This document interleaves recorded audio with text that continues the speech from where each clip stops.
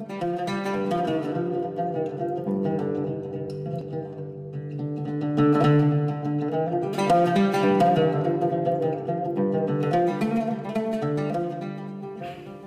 تعالیٰ نے انسان کی تخلیق کی ہے تو انسان کے پاس ایک عقل ہے، عقل جس سے وہ سوچتا ہے، فکر کرتا ہے، اور عقل زیادہ تر اکتسابی چیز ہے۔ انسان کی جب تخلیق ہوتی ہے، تخلیق کے بعد آہستہ آہستہ عقل میں پیش رفت ہوتی ہے، ترقی ہوتی ہے۔ انسان کے پاس تھوڑی عقل میں کچھ نہیں ہوتا۔ ابتدا میں انسان محسوسات کو دیکھتا ہے، محسوسات کے بعد الفاظ ہوتے ہیں، مفرد ہوتے ہیں، پھر ان کی ترکیب، پھر جملے، پھر ایک کو دوسرے سے ملانا، معلول سے علت تک پہنچنا، ان سب کی ترکیب، پھر اس عالم کے بارے میں سوچ و بچار۔ یہ جو انسان کا جو ترقی، فکر کی ترقی کا جو مرحلہ ہے وہ اس طریقے سے ہے کہ انسان کی جب تخلیق ہوتی ہے تو یہ عقل کسب کرتا ہے۔ انسان عقل ایک اکتسابی چیز ہے، لیکن اللہ تعالیٰ نے انسان کو ایک اور چیز بھی عطا کی ہے، وہ عقل کے علاوہ ہے، وہ انسان کے اندر اور باطن میں ہے۔ اسے کہتے ہیں وجدان۔ علماء اخلاق نے جو نام دیا ہے وجدان، وجدان اخلاقی۔ جیسے ہم کہتے ہیں نا، میرے پاس دلیل نہیں ہے لیکن میرا ضمیر یہ کہتا ہے، دوسرے لفظوں میں جو اردو میں ہم استعمال کرتے ہیں ضمیر، میرا ضمیر مطمئن نہیں ہے۔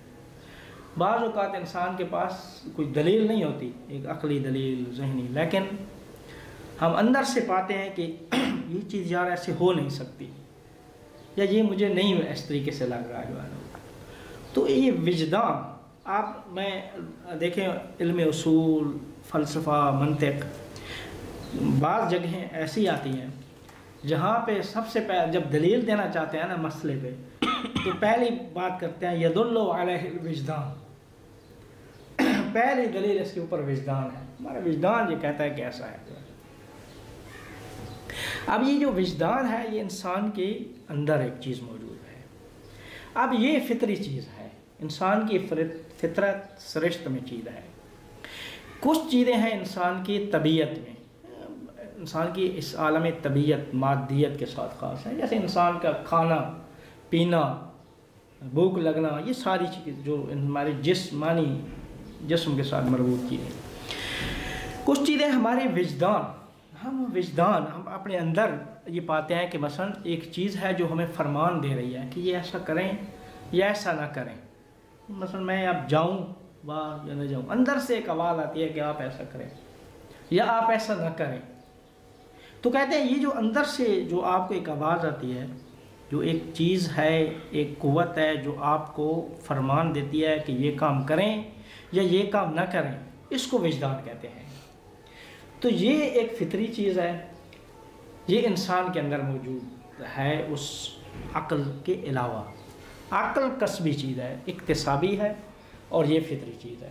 یہ ایک پہلا نقطہ تھا۔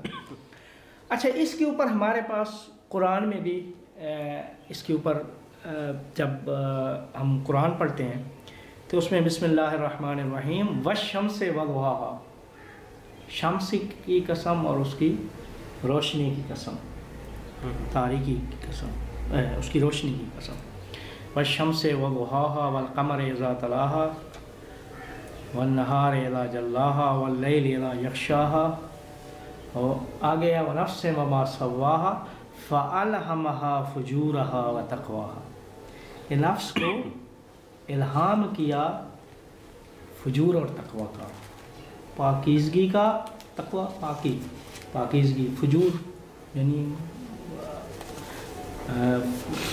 یعنی جو گناہ، وہ فجور کا یعنی نیکی اور بدی، ہم نے انسان کے اندر نفس کو الہام کر دیا ہے۔ مطلب یہ ہے کہ یہ نفس کے اندر یہ چیز موجود ہے، یہ پہلے سے ہے۔ یہ وہی چیز ہے جس کو کانٹ کہتے ہیں کہ جو مفاہیم کی قسمیں کرتا ہے کانٹ، تو کہتا ہے کہ مفاہیم ایک ما قبل التجربہ و قبل الحس، اور ایک ما بعد التجربہ ما بعد الحس۔ یہ ابھی اس کے دو تین اس کے ساتھ ہم کانٹ کا بھی نظریہ میں بتاؤں گا۔ تو قرآن میں یہ چیز موجود ہے کہ نفس کو فجور اور تقوی کا الہام کیا، یعنی نیکی اور بدی نفس کے اندر رکھ دی۔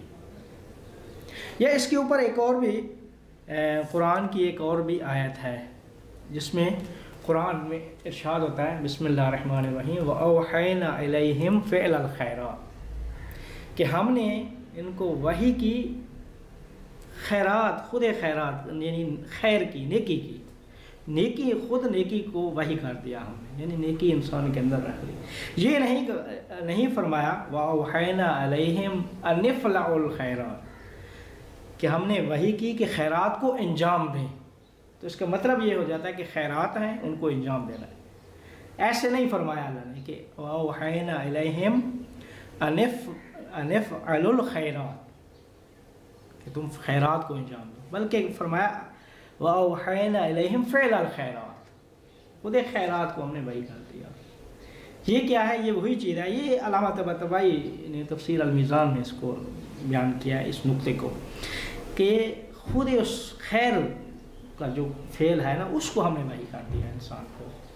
تو کہتے ہیں کہ یہ بھی تو خیرات، خود نیکی بدی، خیر شر، یہ اللہ تعالیٰ نے انسان کے اندر رکھ دیا، انسان کے نفس کے اندر۔ یہ وہی چیز ہے وجدانیات جس کو ہم نے کہتے ہیں، اور اس کو وجدان اخلاقی بھی کہا جاتا ہے۔ تو کانٹ کا بھی یہی نظریہ، کانٹ کہتا ہے کہ انسان کو اللہ تعالیٰ نے انسان کو جو وجدان دیا ہے، جو اس کا امر مطلق ہوتا ہے، یہ کہتا ہے آپ ایثار کریں، اب اس کا نتیجہ جو بھی ہو، ایثار آپ کے نفع میں ہو یا فائدے میں ہو، ایثار نفع میں ہو یا فائدے میں ہو، لیکن آپ انجام دیں۔ کیونکہ یہ ایک اخلاقی چیز ہے، یہ آپ کا وجدان یہ کہہ رہا ہے۔ اب دلیل کیا ہے؟ کوئی دلیل نہیں ہے، عقلی دلیل نہیں ہے، میرا وجدان یہ کہہ رہا ہے کہ ایثار اچھی چیز ہے۔ اب ایثار کا یعنی ایثار کا جو بھی آگے سے نتیجہ ہو اس سے اس کا سروکار نہیں ہوتا، یعنی اس کو کہتے ہیں کہ فعل اخلاقی وجدان کا جو امر ہے نا، کانٹ یہ کہتا ہے وہ مطلق ہوتا ہے، یعنی اس نتیجے کو نہیں دیکھتا، نتیجہ جو بھی ہو جائے وجدان یہ کہتا ہے آپ انجام دیں، نتیجہ جو، اسی وجہ سے کہتے ہیں کہ یہ حضرت ابراہیم علیہ السلام نے جو وہ حضرت اسماعیل کو ذبح کرنا چاہا تو وہ وجدان اخلاقی کام نہیں تھا، یا دمبے کو ذبح ہونا بھی اخلاقی نہیں ہے، اخلاق وجدان ہے، چونکہ میرا وجدان نہیں کہتا میں کسی ایک ذی روح کو وہ کروں۔ اگر یعنی یہ بعض اعتراض، اگرچہ اس کے جوابات ہیں، جو وہ نظام اخلاقی جس میں آپ اللہ کو جگہ دیتے ہیں تو اس کا ایک جواب بن جاتا ہے جو ہے نا وہ۔ تو کہتے ہیں کہ یہ انسان کے اندر ایک وجدان ہے، ایک ضمیر، وجدان اور وہی چیز ہے جسے ہم ضمیر کہتے ہیں، کہ میرا ضمیر مطمئن نہیں ہے، میرا وجدان مطمئن نہیں ہے، یا میرا وجدان اس کے اوپر مطمئن ہے۔ آپ کے پاس عقلی حوالے سے کوئی دلیل نہیں ہوتی۔ اچھا، اس کے علاوہ اگرچہ کانٹ پھر اس کی قسمیں کرتے ہیں کہ یہ وہ چیزیں ہیں کہ کچھ چیزیں ہم حاصل کرتے ہیں تجربے سے، ہم کچھ چیزیں محسوس کرتے ہیں، تجربہ کرتے ہیں، اس سے کچھ چیزیں حاصل کرتے ہیں، لیکن کچھ چیزیں جس کو تجربہ کی ضرورت نہیں ہوتی، وہ تجربہ اور محسوسات سے پہلے ہمارے اندر موجود ہوتی ہیں۔ جیسے ہمارا نفس کہتا ہے ہمارے وجدان کہ آپ جھوٹ نہ بولیں، جھوٹ بولنا ایک اچھا کام نہیں ہے، اچھا فعل نہیں ہے جھوٹ بولنا، یا کیا ہے سچ بولنا ایک اچھا فعل ہے۔ اب ہم اس کو تجربہ کر چکے ہوں نہ کر چکے اس سے سرکار نہیں ہے۔ یہ یعنی اس زندگی میں آتے ہی ہم جب قدم رکھتے ہیں اس زندگی میں تو یہ چیزیں، یہ کچھ مفاہیم ہیں جو ہمارے نفس کے اندر موجود ہوتے ہیں، اس کو وہ کانٹ نام دیتا ہے مفاہیم ما قبل التجربہ یا قبل الحس۔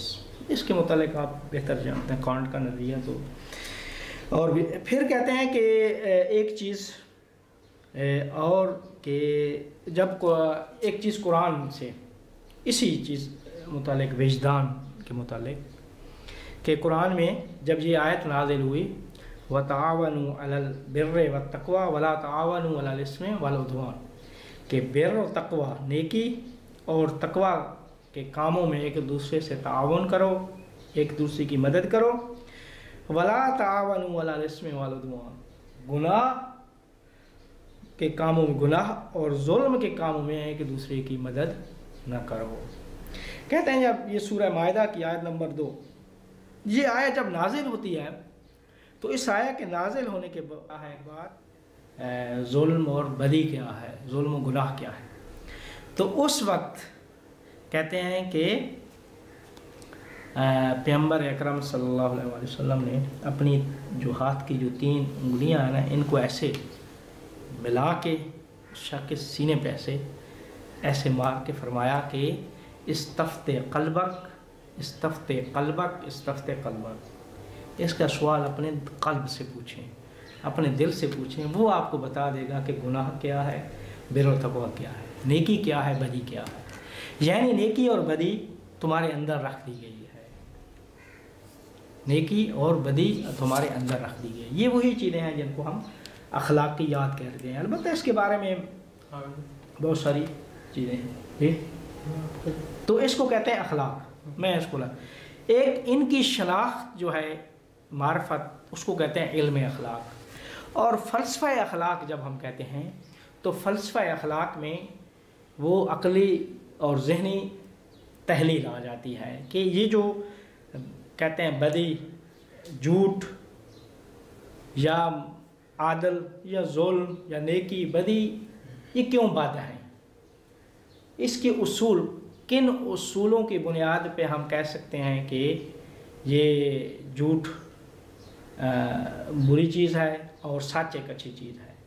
کہتے ہیں کہ وہ اصول اور قواعد جن کے اوپر اخلاقیات مبتنی ہوتی ہیں، ان اس اصول کو حاصل کرنے کا نام فلسفہ اخلاق ہے. یہ خلاصتاً ہے. اب یہ فلسفہ اخلاق کی کیا تعریفات ہیں، فلسفہ اخلاق کے بارے میں کیا کہا گیا ہے، یہ انشاءاللہ جب ہم کورس شروع کریں گے تو اس میں یہ ساری چیزیں بیان کریں گے.